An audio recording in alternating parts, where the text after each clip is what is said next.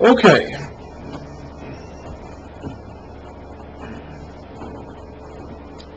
Okay.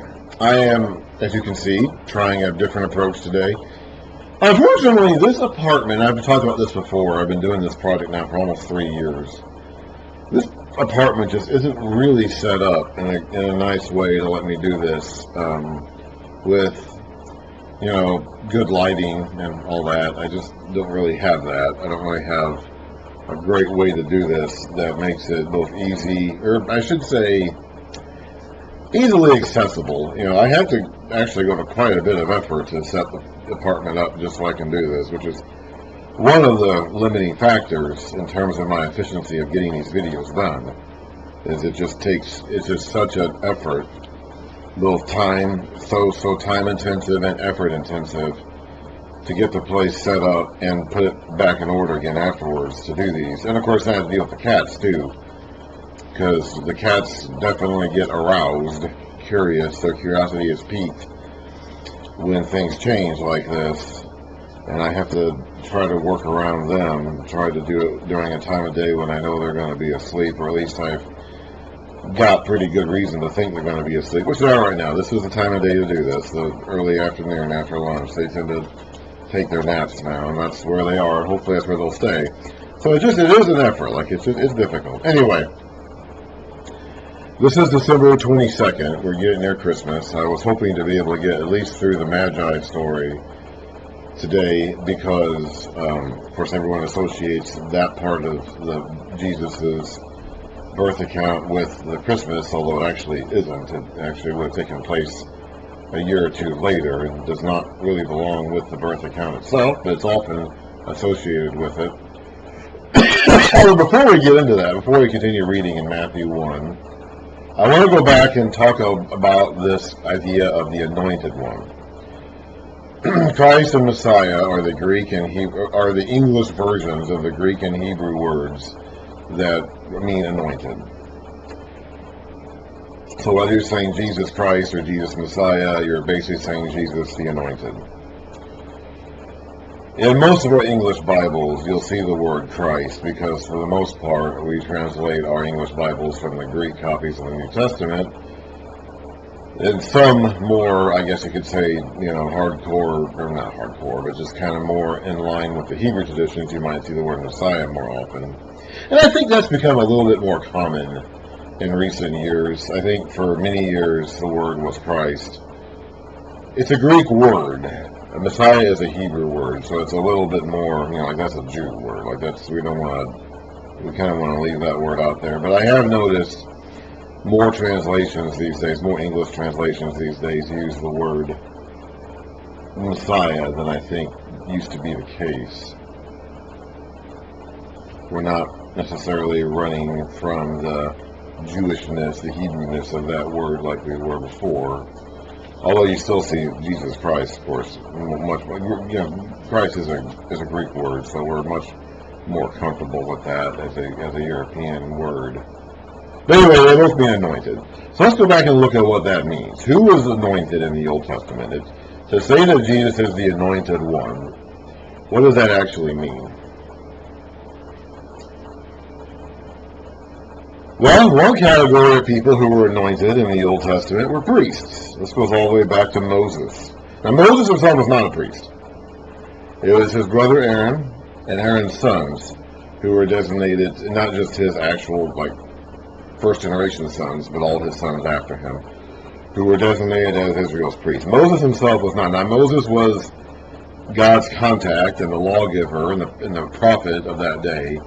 And he initiated the system of the priesthood. He consecrated them. He organized the building of the tabernacle. In fact, when they got all the parts set up, he put it all together, and he consecrated it, which we're going to read about here. And he set up the priesthood. But he himself was not a priest. Anyway, so the priests were anointed. This is going back to the very first generation of priests, Aaron and his sons. This is Exodus 28. Exodus 28, God is talking to Moses about the things that they have to do to get, now this is before the golden calf incident, which occurs in a couple chapters. This is while Moses is up on the mountain by himself with God, And God is telling him all these things about what he wants him to make, and all the various parts of the literal pieces, the building, the priestly garments, the various items the priests are going to wear and all that, and then the various items they're going to make to use. This is literal, actual instructions for how to make this stuff. And Moses is up here getting all this alone information. He's there alone with God. The people are down by the mountain. They're going to have the golden calf incident. But before that, while Moses is still up here, God says to Moses in Exodus 28, as he gets done talking about the various garments and stuff that Aaron and the sons are going to wear, at the very end of Exodus 28, verse 43, Aaron and his sons, hang on,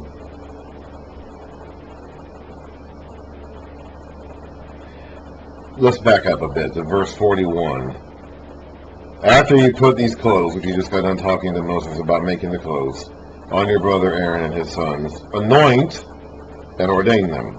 Consecrate them so they may serve me as priests. Let's skip down a few verses. This is going to be in the next chapter, but remember the original text didn't have chapter breaks. Beginning in chapter 29, this is what you are to do to consecrate them, so they may serve me as priests. And he gives them instructions about offering a bull, which we read about when we read this. We're going to skip down to verse 7, chapter 29, verse 7. Take the anointing oil and anoint him by pouring it on his head. Bring his sons and dress them in tunics and put headbands on them, then the sashes. Okay, so they're going to have their heads anointed with this anointing oil. Now we read about, of course, the rest of Exodus is about the golden calf incident and the fallout from that, but they do eventually get cleansed from that debacle. So skipping ahead to Leviticus, we're going to read about the actual ordination. So previously we read the instructions for it, which God gives again after the golden calf incident. Now here's when they actually do it. This is Leviticus 8. At the beginning of the chapter, the Lord said to Moses, bring Aaron and his sons, their garments, the anointing oil, and the various animals and items for the offerings. And then in verse 10 it says, Moses took the anointing oil, anointed the tabernacle and everything in it, and so consecrated them. He sprinkled some of the oil on the altar 7 times, anointing the altar and all its utensils, and the basin with its stand to consecrate them. He poured some of the anointing oil on Aaron's head, and anointed him to consecrate him. Then he brought Aaron's sons forward, put tunics on them and sashes around them, and put headbands on them as the Lord commanded Moses, and then he goes on to present the bull and the ram and all the various other. In verse 20, verse 30, okay, he took some of the anointing oil and some of the blood from the altar and sprinkled them on Aaron and his garments and his sons and their garments, and so he consecrated Aaron and his garments and his sons and their garments. So that was priest, and now this was a special inauguration service. In Leviticus 9, they begin their ministry for the first time. So this is how they got started, but they were still to anoint their sons when they became priests. The sons of the priests became priests whenever they became priests in the future. We have one instance in the Old Testament that I'm aware of, I think it's the only one we have, of a prophet being anointed. So another category of person, this is in 1 Kings 19, another category of person, office, an official, person who held an office, who was anointed, was a prophet. Now, as far as I know, as far as I'm aware, as I was researching this, looking this up, the only time we have a specific instance in the Old Testament written out about a prophet being anointed is when Elijah was told by God to anoint his successor, Elisha. This is in 1 Kings 19. This is after Moses has had his confrontation with the priests of Baal on Mount Carmel. He won that confrontation, and he expected that it would lead to a huge spiritual revival in Israel, but it didn't. Jezebel, the queen, who had married King Ahab, she was actually from Phoenicia, and of course in most countries at that time, the king and the high priest were the same person. In Israel, that was not allowed. The king and the high priest were different people. They had to be different people. They were descended from different tribes. But in most countries of the ancient world, the king was the high priest. And in Jezebel's country of Phoenicia, that was true too. The king was the high priest. So she was used to that. So she brought in Baal worship to Israel. And Elijah defeated her prophets on Mount Carmel, but she then started hunting Elijah to kill him. So he ran away. He went down to the desert where the Israelites had been when they came up out of Egypt on their way to the promised land, and God found him there. This is in 1 Kings 19. And Elijah's pretty much ready to quit. And God more or less will let him. This is kind of the end of Elijah's full-time ministry. He won't be taken up to heaven until the beginning of 2 Kings. But he is going to be entering kind of a state of retirement here as he gets ready to leave. And one of the things he's supposed to do is anoint his successor. So in 1 Kings 19, in verse 15, the Lord said to him, and this is at the end of their conversation after God found him hiding. The Lord said to him, "Go back the way you came and go to the desert of Damascus. When you get there, anoint Hazael king over Aram." Now that's a prophet anointing a king. And this is actually a pagan king, not an Israelite king. But the king has got anointed too, and we'll read about that after we get done with this. Also anoint Jehu, son of Nimshi, king over Israel. Okay, we'll read about that again, and some other kings being anointed. And anoint Elisha, son of Shaphat, from Abel Meholah, to succeed you as prophet. So in that case, a prophet got anointed. Now let's read more about these kings being anointed. We can go back to the very first king. In 1 Samuel 10, Saul, when he was made king, he was anointed. The very beginning is 1 Samuel 10. Samuel, of course, himself was a prophet. In fact, Samuel was kind of a unique figure in that he was a prophet / priest / king sort of combo. Remember, the prophets could be anybody. The prophet, anybody whom God called could be a prophet. There was no genealogical rules for who got to be a prophet, just whoever got called. You couldn't make yourself into a prophet, okay? No one could make himself into a prophet. Some people tried to. Some people tried to claim they were prophets, but only God could truly make a prophet. Because only, a prophet was someone who spoke a revelation from God, and God would give those revelations to whoever he saw fit to at any given time, whoever that may be. And it didn't matter what your genealogy was if God called you to be a prophet. But it didn't matter, your genealogy didn't matter if you were a priest or a king. Only sons of Aaron could be priests, and only sons of David, of course, in 1 Samuel 10, has not been made king yet. But later on, only sons of David could be king. And those are two separate family lines, so no one could be both. No one could be both priest and king and priest. Samuel was kind of in an odd spot, as he was at the very end of the judge days and the beginning of the monarchy, where he kind of did all three. He was a judge, he was a prophet, and he also seemed to function as a priest. He apparently was a Levitical Levite, and somehow or another he did seem to be responsible for offering sacrifices, which was the job of the priests. So Samuel was the only person that I'm aware of in the Old Testament who kind of occupied all three roles. Jesus, of course, will be a prophet, priest, and king. That's the whole reason why we're going through these Anointed One passages. But anyway, Samuel here, as a prophet, is taking on the task of anointing Israel's first king. 1 Samuel 10, "Then Samuel took a flask of oil and poured it on Saul's head and kissed him, saying, 'Has not the Lord anointed you leader over his inheritance?'"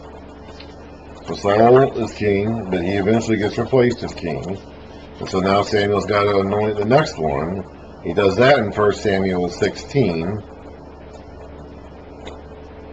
And he goes to the house of Jesse, and he sees all of Jesse's sons, and eventually they send for the last one. This is 1 Samuel 16, starting in the second half of verse 11. Samuel said, "Send for him," that be the youngest son of Jesse, David. "We will not sit down until he arrives." So Jesse sent and had him, David, brought in. He was ruddy, with a fine appearance and handsome features. Then the Lord said, "Rise," he said to Samuel. "Rise and anoint him, he is the one." So Samuel took the horn of oil and anointed him in the presence of his brothers. And from that day on, the Spirit of the Lord came upon David in power. Samuel then went to Ramah. David, the next anointing we read about is David's son Solomon. This is at the beginning of 1 Kings, chapter 1. Now, in the very beginning of 1 Kings, as David is entering his dying days, there's a struggle for the throne.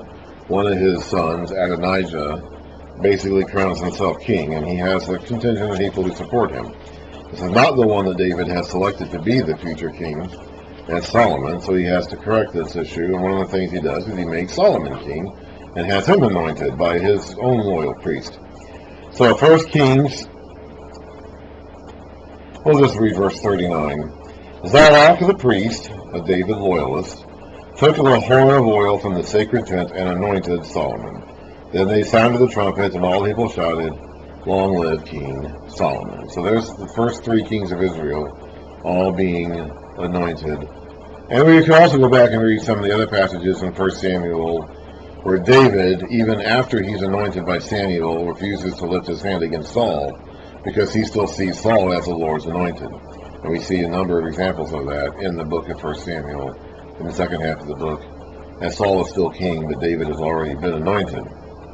Of course, we just read about the instructions that God gave to Elijah to anoint both his successor, his prophetic successor Elisha, and an enemy king of a northern kingdom, and then also in Israel, a new person to be Israel's king. That's Jehu. So let's read about this actually happening in 2 Kings 9,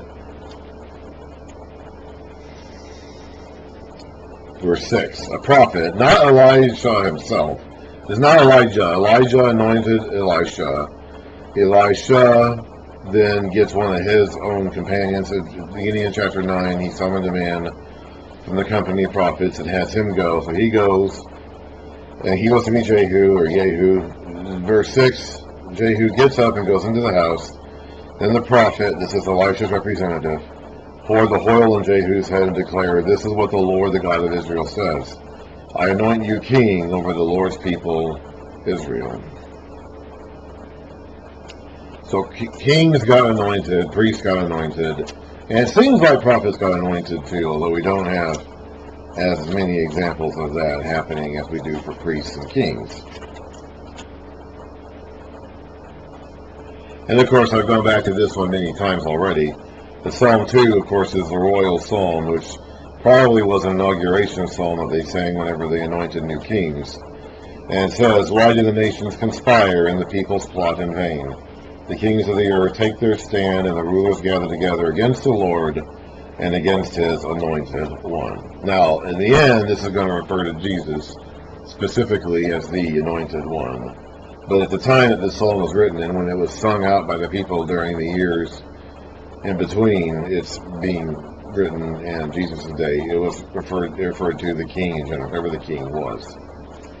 God's anointed one in this context was the king. Now, eventually that becomes Jesus. So that's what the anointed one means. That's why Jesus is called the Christ, which is the Greek word for the anointed one. In Hebrew, it's Messiah. These are the English translations. The Greek word is actually something like Chrisios, and the Hebrew word is like Messiah or something like that. I don't know exactly. Christ and Messiah are English pronunciations of those Greek and Hebrew words. So they mean anointed.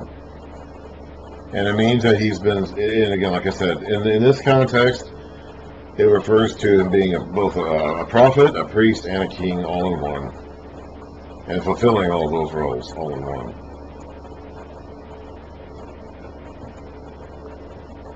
So that's what Jesus Christ actually means. He's Jesus, the anointed one.